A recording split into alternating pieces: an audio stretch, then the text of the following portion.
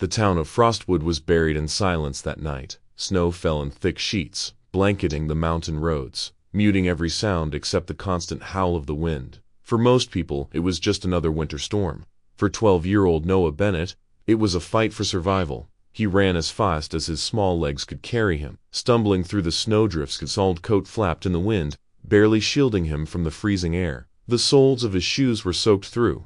Every step felt like running on knives made of ice. But Noah didn't stop. He couldn't stop. In his arms, he held tight to Shadow, a German shepherd whose fur was damp with snow. The dog's breathing was heavy, clouds of steam puffing into the night. Shadow wasn't just a pet. He was the only friend Noah had left, the only one who understood the terror chasing them through the storm. Noah's chest burned. His lungs screamed for air, but fear pushed him forward. Behind him, in the shadows of Frostwood, was Hale, his stepfather, a man Noah knew better than to underestimate. If he catches me, if he takes Shadow away, there won't be another chance. This hit.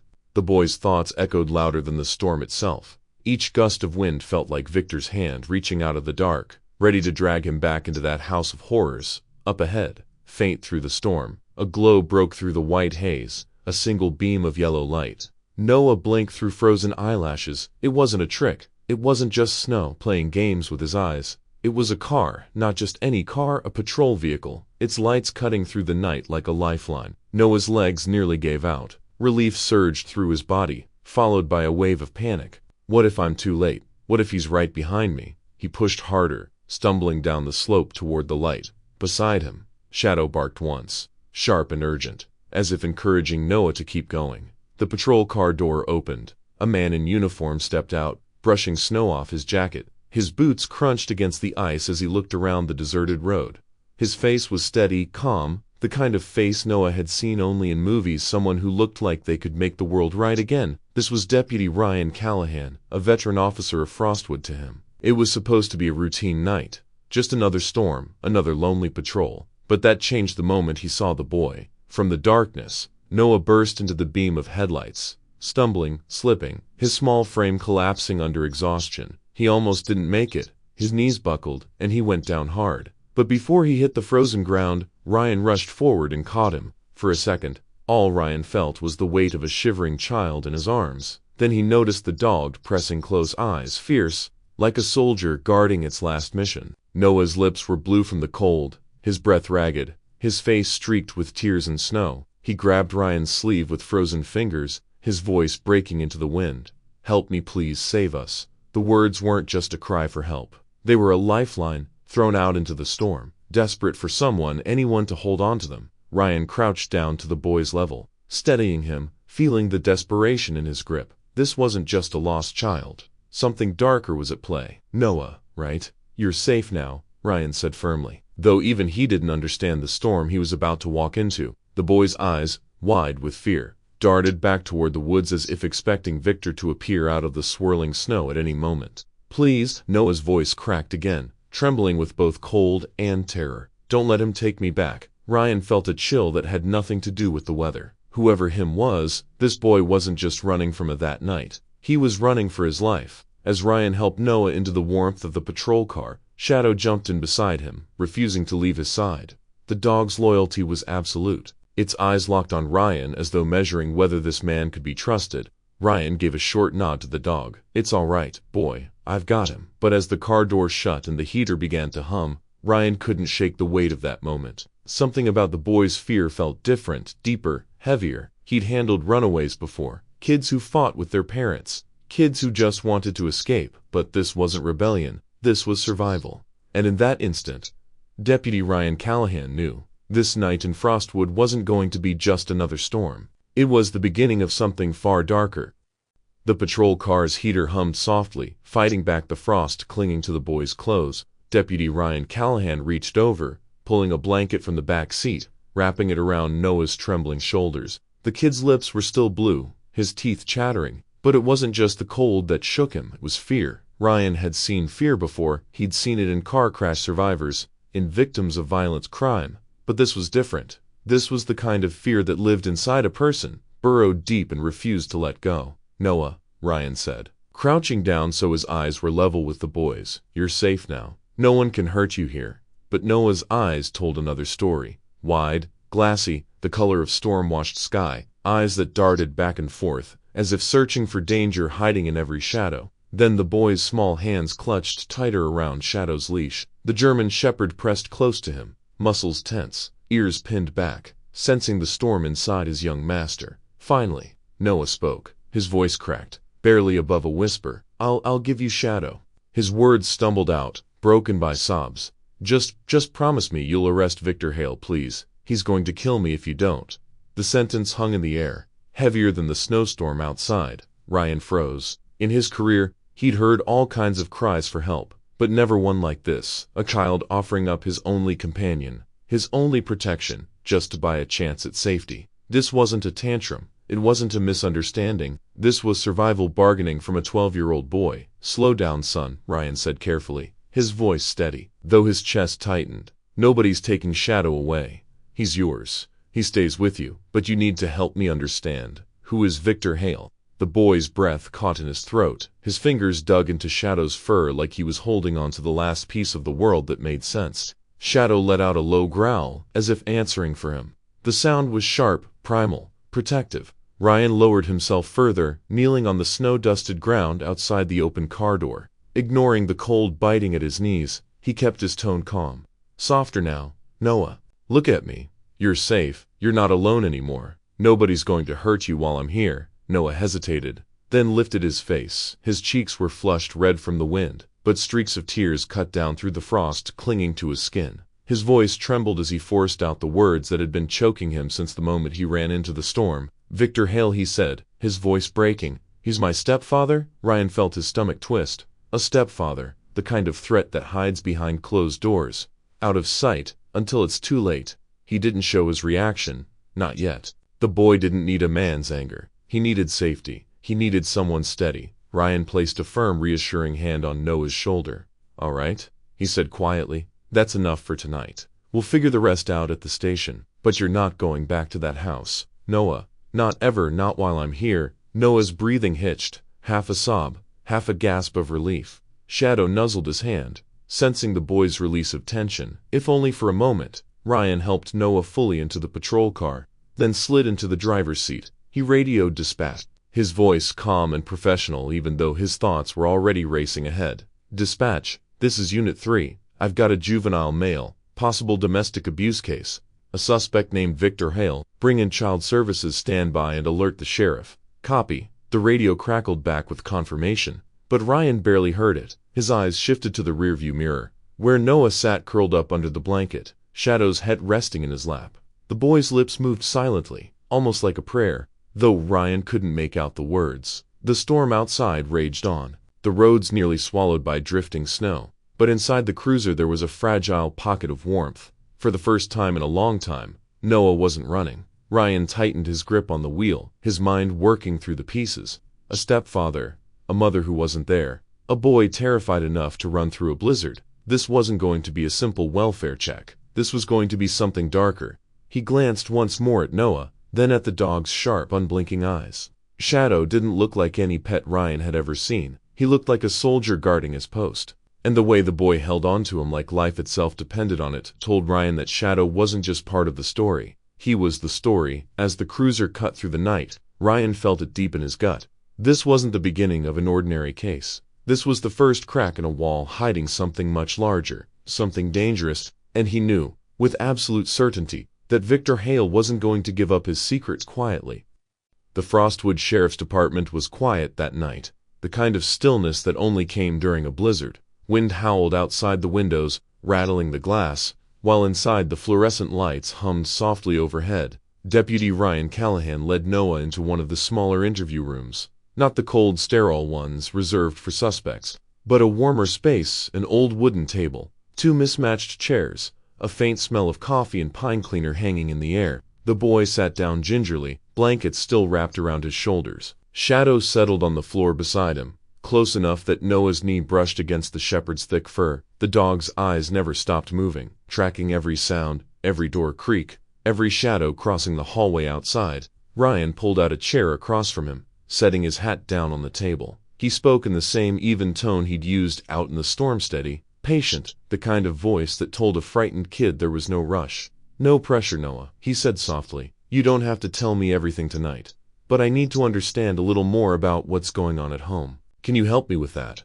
The boy stared at the grain of the wooden table, tracing it with his eyes like it might lead him somewhere safer. His voice was small when it came. My mom, Clara Bennett, she died last year. Ryan didn't move, didn't flinch, just let the boy keep going. They said it was an accident, that she fell down the stairs. Everyone said it was just one of those things, but I don't believe it. Noah's throat tightened, his hands balled into fists on the table. She never fell before. She was careful, too careful. And that night he shook his head, eyes wet. It didn't feel like an accident. It felt like something else. Ryan leaned forward, resting his arms on the table. Something else. Like what? Noah's gaze flicked up, nervous, like the walls might have ears.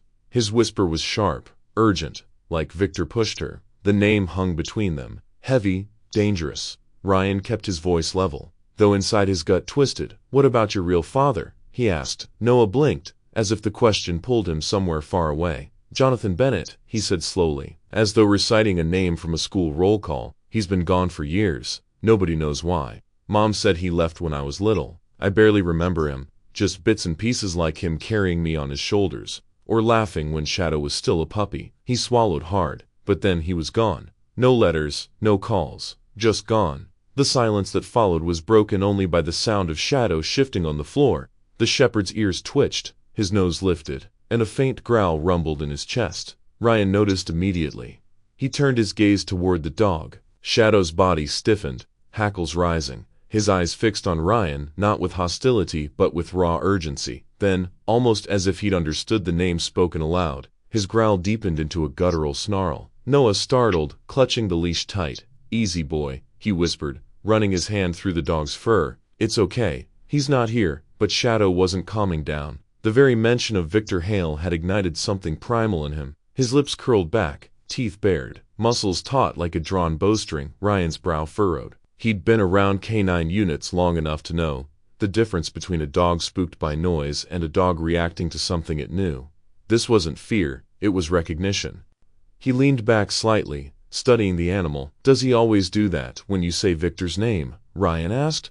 Noah's face flushed, his voice breaking. Yes, every time. Victor, he hurt Shadow too. Locked him in the basement without food, hit him with a belt when he barked, said he'd get rid of him if I didn't behave. Ryan's jaw tightened. He felt the hot edge of anger pressed at the corners of his control, but he forced himself to keep his tone steady, calm for the boy's sake. You and Shadow stuck together, huh? Noah nodded quickly, clutching the dog closer. He's all I have. When Victor locked me in my room, Shadow would scratch the door until his paws bled. When Victor yelled, Shadow would stand between us. The boy's voice cracked, and fresh tears slid down his cheeks. If it wasn't for him, I don't know if I'd still be here. Ryan let out a slow breath, rubbing his chin. Everything inside him screamed that this wasn't just another domestic call. Clara Bennett's death, Jonathan Bennett's disappearance, and now Victor Hale, violent, abusive, with a child and a dog both carrying the scars to prove it. The storm outside battered the station, snow against glass like the ticking of a clock. Time wasn't on their side. Ryan looked at Noah again, softer now. You did the right thing coming here. Noah, you and Shadow both. You're safe tonight. And I promise you Victor Hale will answer for this, one way or another. Shadow's growl eased, but his eyes stayed sharp, fixed on the door as if he knew the name they'd spoken wasn't finished with them yet. Ryan reached for his notepad, jotting down the pieces. A mother dead in a fall, a father vanished, a stepfather who ruled the house with fists and threats, and a boy, fragile but brave enough to finally speak. The traces of the past weren't just memories, they were evidence, and Ryan knew they were only scratching the surface. Because if Victor Hale had something to hide, Frostwood was about to find out what. The patrol cars cut through the storm, headlights pushing back the wall of white. Deputy Ryan Callahan sat behind the wheel of the lead vehicle, his jaw set, the words of Noah still circling in his head. Clara Bennett's death, Jonathan's disappearance, and Victor Hale beside him. Noah sat silent, bundled in the blanket, Shadow curled protectively at his feet. The dog hadn't taken his eyes off the boy once during the ride, ears flicking with every sound. They turned down a narrow forest road, ties crunching over ice. At the end of the path, half hidden among dark pines, stood the Bennett house, a lonely wooden structure, its shutters drawn tight against the storm. The place looked less like a home and more like something abandoned to the woods. Ryan killed the engine. The other deputies pulled up behind him, their lights throwing red and blue across the snow. He stepped out, pulling his coat tighter. The cold here seemed heavier, sharper, as if the house itself radiated it. He looked back at Noah. "You don't have to go inside. Stay with Shadow in the car." The boy nodded quickly, relief flickering in his eyes. Shadow didn't move, but his low growl followed Ryan all the way to the porch. The wooden steps groaned under the weight of the men.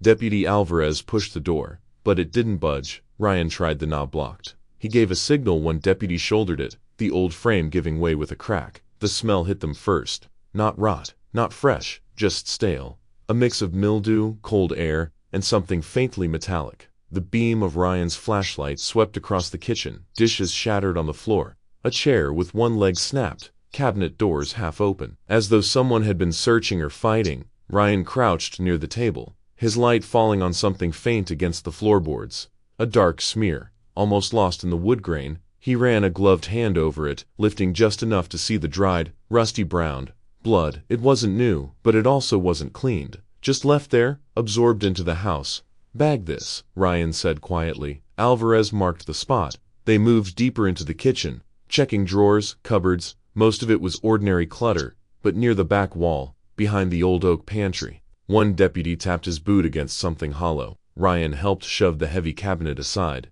Dust and cobwebs drifted into the air, filling the light with specks. Behind it, almost invisible against the wall, was a low wooden chest, its brass lock corroded with rust. "Looks like it hasn't been touched in years," Alvarez muttered. Ryan knelt, running his hand over the surface. The chest was small, barely big enough to hold a blanket. The lock gaped after a few hard pulls, snapping free with a dull metallic pop. The lid creaked open. Inside lay a handful of objects, preserved like relics of another life. Old letters, edges torn and brittle, the handwriting faded, smudged by time. Ryan lifted one carefully. Clara's name appeared in the corner, written in a man's hand. Jonathan Bennett. Beneath the letters was a folded handkerchief stained. The brown red of dried blood had spread across its once white fabric. Ryan turned it over slowly, his throat tightening. This wasn't something forgotten. This was evidence. The room felt heavier, colder. One of the deputies shifted uncomfortably. "This doesn't look like some family dispute," Ryan exhaled, steady but grim. "No, this looks like a crime scene." He photographed everything: the chest, the letters, the handkerchief. Each click of the camera echoed like a verdict in the quiet house. As they worked, Ryan couldn't help but picture Clara on the night she died. A fall down the stairs, they'd said. But what if it hadn't been a fall? What if it had started right here, in this kitchen? Chairs broken, dishes shattered, a smear of blood never wiped away. He looked toward the shadowed hallway that led deeper into the house. The walls seemed to hold their breath, secrets tucked into every corner. But the most unsettling thought wasn't in the house. It was outside in the car, where a boy sat waiting. Noah's world had been torn apart in these rooms, and the pieces were telling a different story now. Ryan straightened, pulling off his gloves. He gave the order to log everything, to treat the house as an active scene. Not just broken furniture, not just a kid's tale of abuse, but evidence of something darker: murder, maybe more. When he stepped back onto the porch, the storm had quieted, the snow falling in softer flakes. The world outside looked peaceful, almost untouched. But inside Ryan's chest, the weight of what they'd found pressed hard. He walked back to the car. Noah's face appeared in the window, pale, searching. Shadow pressed close against him, as if ready to bolt. Ryan opened the door, lowering his voice. "We found some things, some important things." Noah's eyes flicked to the house, then back to Ryan. Fear, and something else: hope, flicked it there. Ryan placed a steady hand on the roof of the car. "Listen, Noah, this isn't just about you and Victor anymore. This goes deeper. We're going to find out what really happened to your mom. I promise you that." Shadow let out a low whine, as if he understood. Ryan glanced once more at the house, its dark windows like blind eyes staring out into the forest. For years, it had stood here, keeping its silence, but tonight, the silence had broken, and what it revealed changed everything. The Frostwood sheriff's office was quiet that night, too quiet. Outside, the storm had eased, leaving the windows glazed with frost. Inside, the heat from the old iron stove crackled, throwing a soft orange glow against the wooden walls. Noah sat in the corner of the common room, a wool blanket wrapped around his shoulders. Shadow curled at his feet, his head resting on Noah's shoe, amber eyes following every flicker of movement. The boy's hands trembled, not from cold, but from the storm inside him. He stared into the fire, letting the flames blur and twist until they became something else, until they became a memory he had tried to bury. It was the last night with his mother. He remembered the smell of her hair as she hugged him tight, the faint lavender she always wore. Clara Bennett had pulled him close, her body trembling as if she were already halfway gone. Her whisper came back to him, clearer than anything he had heard in weeks. "Noah, you have to protect Shadow. Promise me, don't let Victor take him. The dog knows the truth."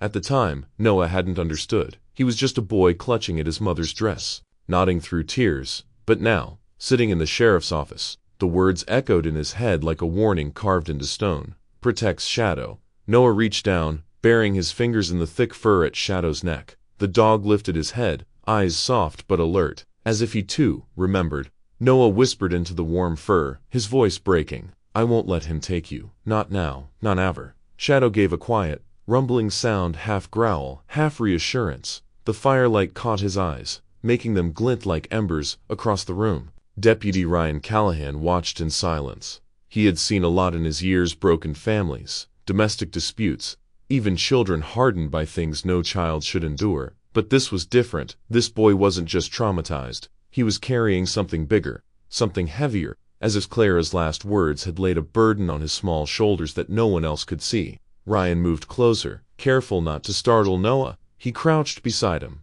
the firelight painting tired lines on his face. "You remembered something, didn't you?" he asked gently. Noah hesitated, then nodded. His voice came out thin, like paper tearing. "She told me to protect Shadow. She said he knows the truth." Ryan's brow furrowed. He glanced at the dog, now watching him closely, ears perked. "The truth about what?" Noah shook his head, frustration welling in his small frame. "I don't know, but she was scared. She knew Victor wanted Shadow. She made me promise." Ryan sat back on his heels, processing. He had worked enough cases to know that last words mattered. People didn't waste them on riddles unless they meant something. Clara had known she was in danger, and she had placed everything, her hope, her warning, into that boy and his dog. The room settled into silence again, broken only by the pop of burning wood. Noah hugged Shadow tighter, burying his face against the dog's neck. Ryan didn't press further. Not tonight. The boy had given all he could. Instead, Ryan spoke softly, like a vow meant only for the fire to hear. "We'll figure it out, Noah. Whatever she meant, we'll find it. I promise." Noah didn't answer, but the way his hand clutched Shadow told Ryan he had heard. Later that night, when the deputies rotated shifts and the office grew quieter still, Noah remained by the fire. He barely noticed when his eyes grew heavy, his head resting against Shadow's side. The dog stayed awake, ears twitching at every sound, a sentinel in the dim glow. And as the snow continued to fall outside Frost, the words of Clara Bennett lingered in the room like smoke. "Protect the dog. It knows the truth." Ryan knew tomorrow would bring more questions. The house had given them clues, but not enough. Somewhere in Frostwood, maybe in the forests, maybe in Victor Hale's secrets, the rest of the story waited. But tonight, the boy needed rest. The dog would stand guard, and Ryan, watching from the shadows of the room, made another silent promise. He would not let Victor Hale win, because Clara's last whisper wasn't just to her son. In some way, Ryan felt it was meant for him, too, and he intended to listen. By the time Ryan, Noah, and Shadow made it back toward the road, the forest had shifted. The pale light of day had drained away, swallowed by a creeping dusk. Snow began to fall again, heavier this time, thick flakes that blurred the trail behind them and muffled every sound. Ryan kept one hand on the strap of the canvas bag slung over his shoulder, the other resting near his holster. The weight of what they'd found pressed on him, and though his mind turned over questions about Jonathan Bennett, his instincts warned him to focus on the present. Something felt wrong. Shadow must have felt it too. His ears were pinned forward, hackles raised, a low growl rumbling deep in his chest. Then it came, a sharp crack in the distance, a branch snapping, too deliberate to be the wind. Ryan froze, scanning the tree line. The faint beam of a flashlight cut through the falling snow. Behind it a figure emerged, brooch, moving with purpose, every step crunching louder than the last. Victor Hale, his eyes burned even in the dim glow. Wild and unrelenting, a pistol hung in his right hand, glinting under the flashlight beam. Noah stiffened, clutching Ryan's sleeve with both hands. His breath came fast, shallow clouds of panic in the cold night. Shadow's growl broke into full snarls, teeth bared, body tense like a coiled spring ready to launch. Victor's voice carried across the clearing, harsh and booming, cutting through the storm. "Noah, his face twisted with rage. You think you can run? You think you can hide? That dog belongs to me. Ryan shifted his stance, sliding slightly in front of the boy. Stay behind me, he muttered. Victor lifted the gun higher, waving it like a command. Give me the dog, Callahan. Walk away, and I'll forget I saw you. Noah shook his head violently, clinging tighter. His voice was a whisper, broken with fear. Don't let him take Shadow, please. Ryan steadied his breathing, his training taking over. He had dealt with armed men before, but rarely with a child's life tangled in the middle. The forest, the storm, the isolation, none of it favored him. Victor, Ryan called out, his voice calm but carrying authority. Put the weapon down. This doesn't end the way you think. Victor barked aloft, sharp and cruel. Don't preach to me, deputy. You have no idea what that animal is worth.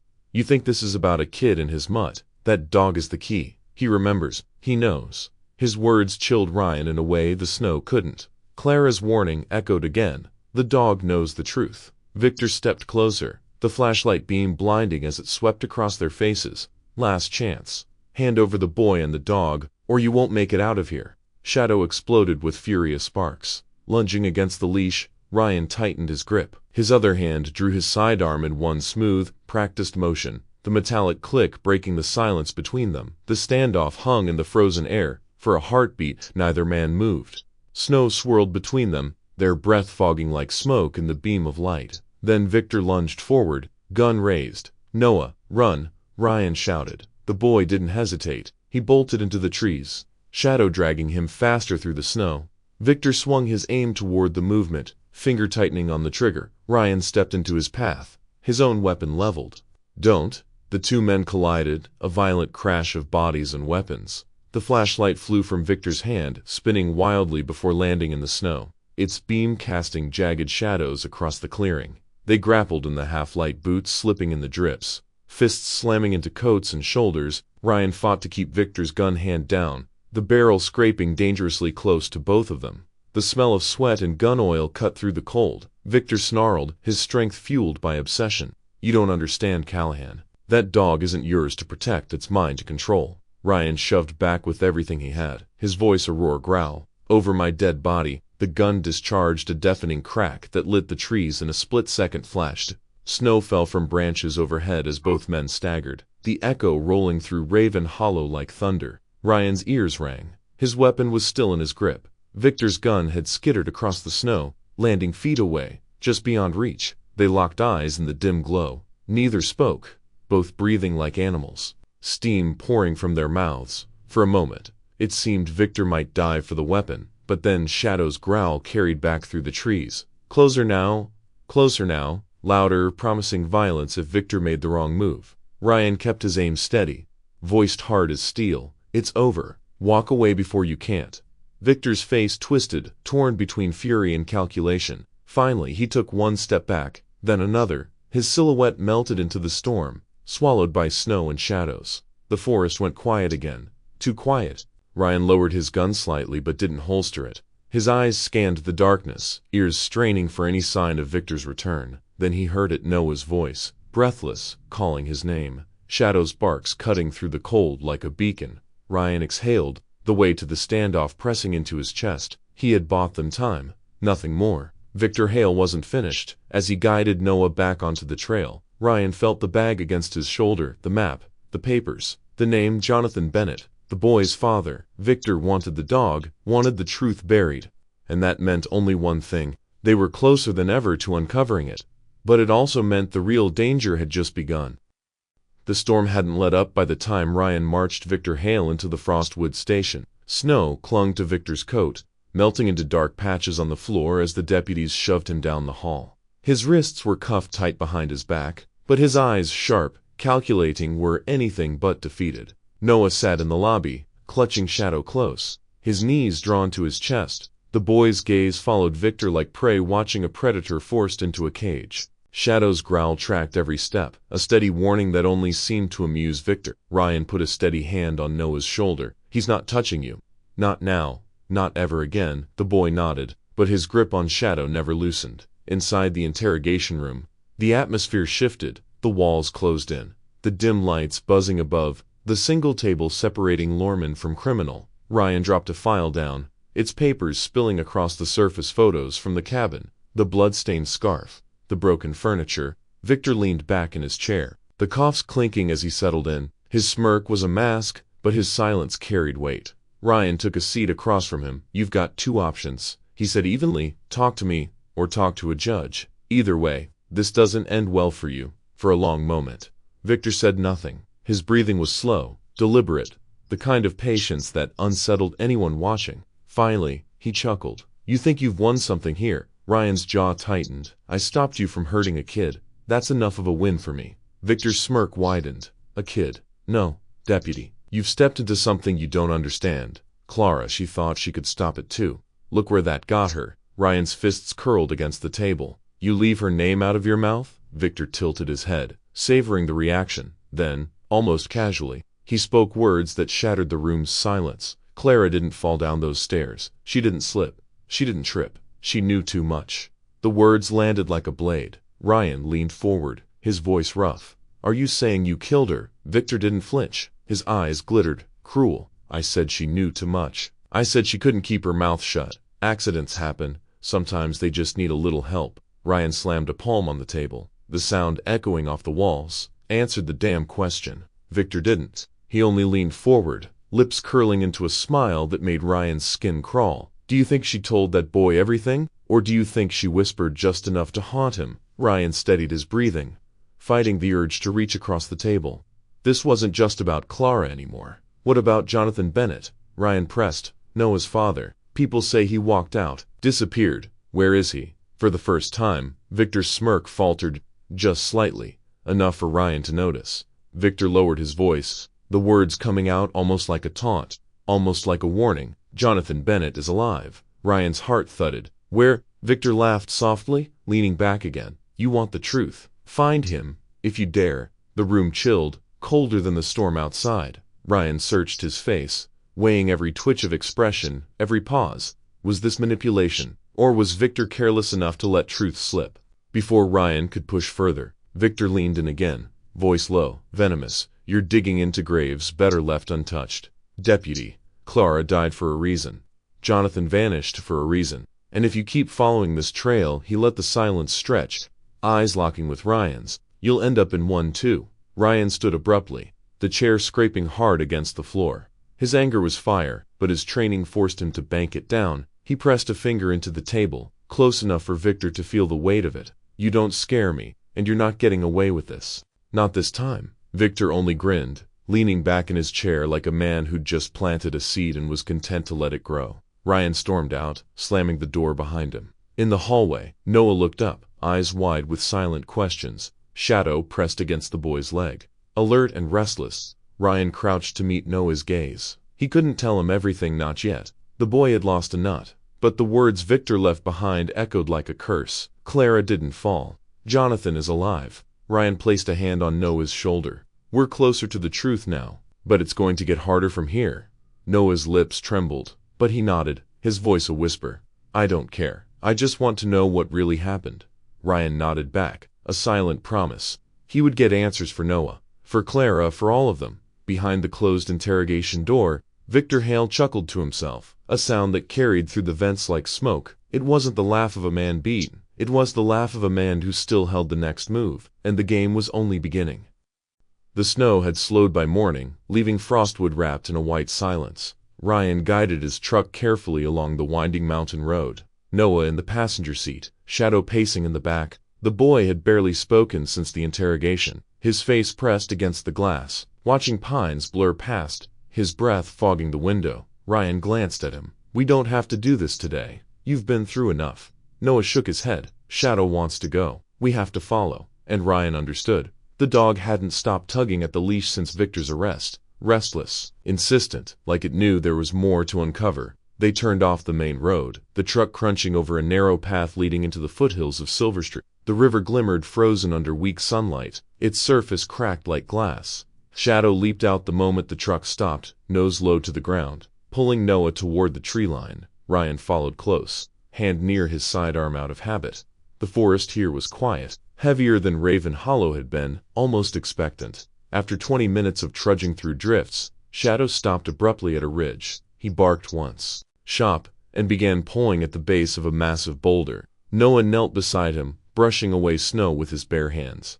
His breath caught when his fingers hit something solid wood, old and warped, fitted into the earth. Ryan crouched down, scraping away more snow until the outline of a trapdoor revealed itself, half buried beneath the rock. Rusted hinges groaned as he forced it open. A stale draft rose from the darkness below, carrying the scent of damp stone and dust long undisturbed. They exchanged a glance. Noah's eyes shone with both fear and determination. Shadow was already poised at the opening, ears forward, tail stiff. Ryan clicked on his flashlight. Stay close. The ladder creaked under his weight as he descended. Noah followed, clutching Shadow's collar as the dog slipped down with surprising ease. The cellar was colder than the forest above, its walls carved directly into stone. Ryan swept the beam across the space, shelves lined with old crates, a table buried under layers of dust, and in the corner, a wooden chest, its lid half open. Noah hurried to it, hands trembling as he pushed the lid aside. Inside were stacks of papers, faded, yellowing, edges chewed by time. A leather-bound journal lay on top. Noah picked it up with reverence, as if afraid it might crumble in his hands. The name burned into the cover made his throat tighten. Jonathan Bennett. The boy's breath hitched. It's his handwriting. Ryan stepped closer, his flashlight steady, read it. Slowly, Noah opened the journal. The ink was shaky, the script uneven, but the words were still legible. If you are reading this, it means my work has caught up with me. I cannot protect you the way I should, but I can leave behind the truth. Noah's eyes blurred, but he forced himself onward. The men I have been tracking are not just smugglers, they are killers, laundering poison through our towns, hiding behind power. Victor Hale was one of them. He is more dangerous than he appears, and he will not stop until he has silenced anyone who knows.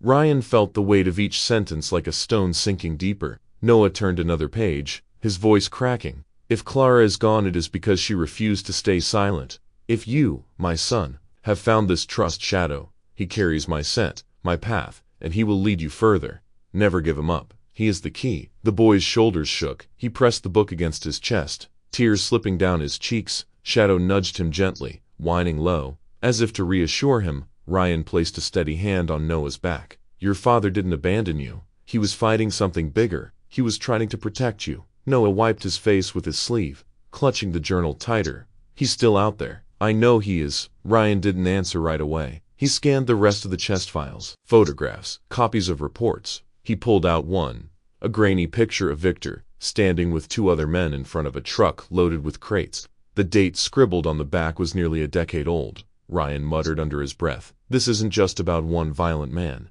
This is organized. There were maps to routes sketched in pen, lines running through Frostwood, Raven Hollow, Seep, distribution trails. Ryan's gut tightened. Victor hadn't been lying. Clara's death wasn't random. Jonathan's disappearance wasn't choice. And the danger wasn't over. Noah lifted the journal again, whispering through fresh tears. If you read this, it means I'm still being hunted. The words cut off as his voice broke. He closed the book carefully, almost reverently, then looked at Ryan.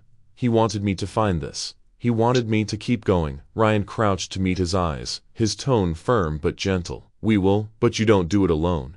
You have me now. You have the whole department. Shadow barked once, echoing in the stone chamber, as if sealing the promise. Ryan stood, gathering the evidence into a bag. Every page, every photograph could be the thread that unraveled the truth. He looked back at Noah, still clutching the journal, face streaked with tears but eyes lit with something new. Not just grief, hope. As they climbed back into the fading light of day, Ryan felt the shift. This wasn't just a case anymore. It was a war long buried, now clawing its way back to the surface. And a 12-year-old boy, his loyal dog, and a deputy unwilling to back down, was standing right in the middle of it. The evidence from the stone cellar spread across Ryan's desk like the pieces of a puzzle too big for one man to solve. Photographs, maps, journal entries, all pointing to something larger, darker, than the Frostwood deputies had ever imagined. Ryan knew he couldn't keep it contained anymore. He picked up the phone and called his captain. Within hours, federal agents from Denver were on the road, bringing resources and manpower that Frostwood could never match. By dawn, the small-town station buzzed with more uniforms than Noah had ever seen. Men and women in dark jackets marked FBI moved through the halls, pinning maps on the walls, laying out case files, tracing lines across counties and state borders.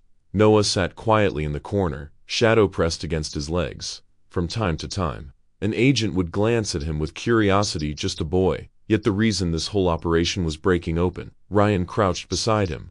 They're here because of what you and Shadow found. This isn't just Frostwood's fight anymore.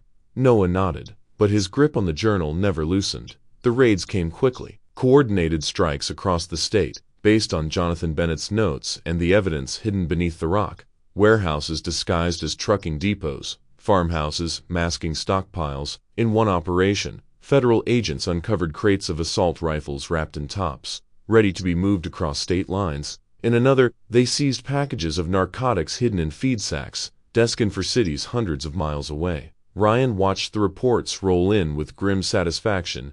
Every time a radio call announced another seizure, another arrest. It felt like a small victory for Clara Bennett, for Noah, for everyone who had suffered silently under the shadow of this network. But not every face could be accounted for. Not every question had an answer. Victor Hale, shackled and stone-faced, sat in the back of a transport van bound for Denver. His smirk was gone now, replaced with the hardened mask of a man who knew his world had collapsed.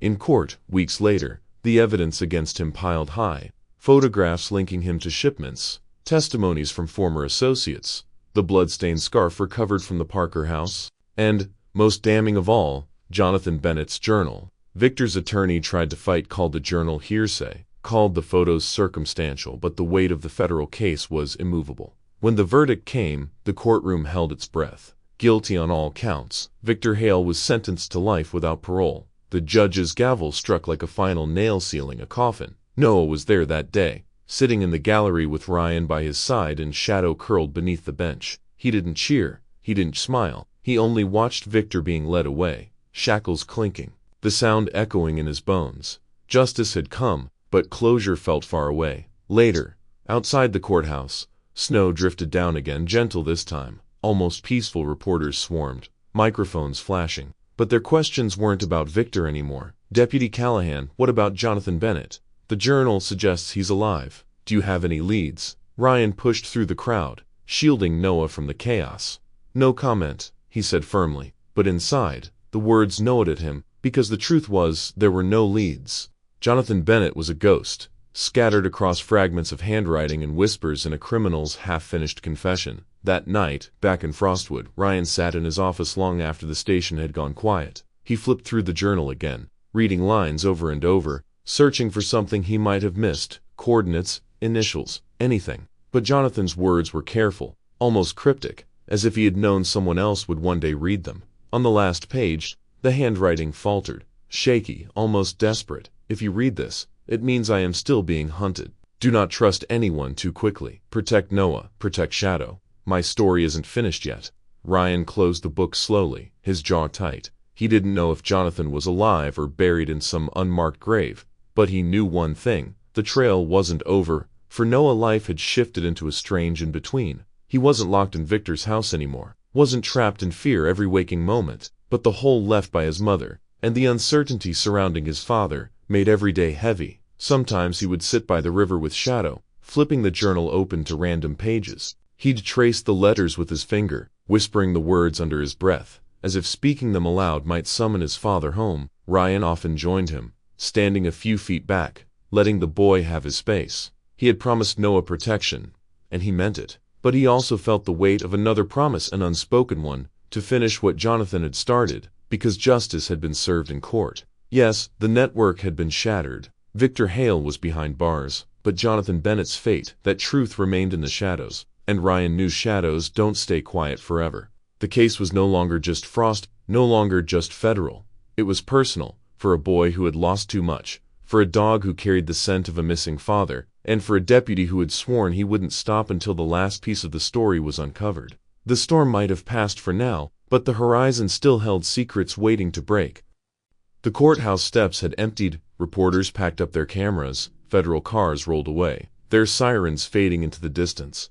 And in the hush that followed, Frostwood felt small again, just another mountain town wrapped in gray skies and whispering pines. Noah sat on the wooden bench outside the sheriff's office, his legs drawn close, Shadow curled faithfully against him. The boy's eyes stayed fixed on the horizon, where the clouds hung heavy, ironed, as if the sky itself carried the weight of everything he had endured. His fingers rested on Jonathan's journal. The leather cover was worn smooth now, soft at the edges, as if it belonged to him as much as the memories inside. He turned the book over slowly, not reading, just holding. Behind his eyes, images flickered like faint candlelight. His mother smiled the way she'd brushed the hair from his forehead, laugh at something simple, like Shadow chasing his own tail. The memory was warm, but it hurt, too, sharp in the chest, because she was gone. And then the shadow of a man he barely remembered, tall, broad-shouldered, his voice low, calm, steady. Jonathan Bennett, his father, half memory, half hope, a figure caught between dream and reality.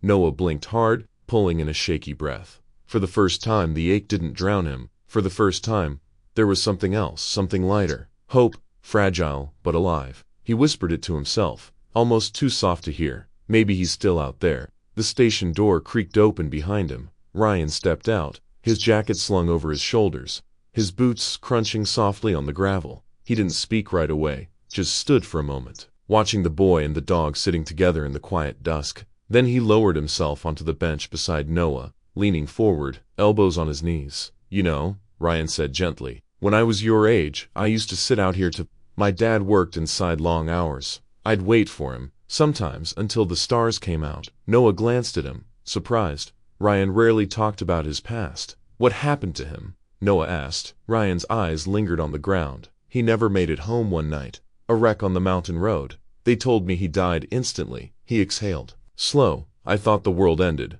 but it didn't. I kept waking up. I kept breathing. And eventually, I realized I wasn't alone. People stepped in. They carried me until I could carry myself." Noah swallowed hard. He didn't know what to say. So he looked back at the sky instead. Ryan studied him for a long moment. Then his voice softened. "Noah, I can't promise you where your dad is. Alive, gone, I don't know. But I promise you this. We'll find the truth, one way or another, and you won't be walking that road by yourself." Noah's throat tightened. His hands gripped the journal closer.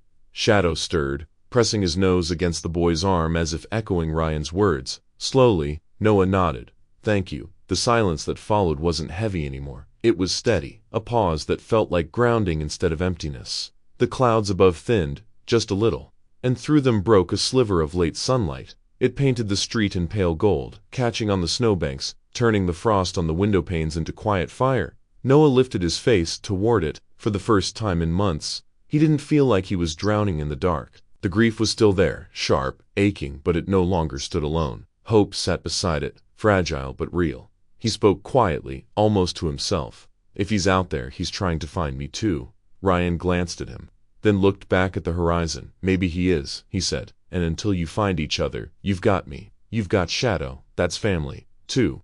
The boy breathed in, slow and steady. The air was cold, but it filled him differently now, not like knives in his lungs, but like something clean, something that whispered tomorrow could hold more than pain. The bench creaked as Ryan leaned back, folding his arms. "You know what my dad used to tell me." Noah shook his head. He said, "The world can take people from you. It can strip away almost everything, but it can't take away the light you choose to carry." Ryan smiled faintly. "I didn't understand it then. Took me years. But looking at you right now, I think I finally get it." Noah held on to those words. The world had taken so much, but here, on this bench, with Shadow pressed against him and Ryan beside him, he realized it hadn't taken everything. It hadn't taken his chance to keep going. And maybe, just maybe, it hadn't taken his father either. The last light of the day stretched across Frostwood, long and thin, slipping between the clouds like a promise. But Noah Bennett, it wasn't an ending. It was something else entirely, the beginning of hope,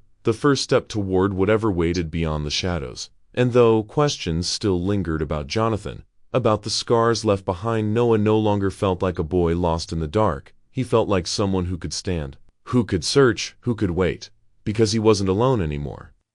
The first light of morning crept over the ridge, painting the horizon in pale streaks of pink and gold. Frostwood was quiet at that hour, still half asleep beneath its blanket of snow. But on the hill above, three figures stood awake, waiting for the day to begin. Noah, small against the wide sky, pulled his jacket tight. The cold bit at his cheeks, turning them red, but he didn't flinch. Cerno pressed close to his side, warm and steady, the dog's breath puffing little clouds into the air, and just behind them, Ryan stood with his hands in his coat pockets, his breath rising too, slower, calmer. Below, the Silverstream River cut a winding path through the valley. Its surface, once frozen and dark, had begun to thaw, Cracks spread across the ice, letting the sunlight dance in liquid flashes. The river caught the morning light like a mirror, shining back at the sky as if to say winter's grip was finally loosening. Noah stared at it, wide-eyed. For weeks, all he had seen was gray skies, shadows, and loss. Now,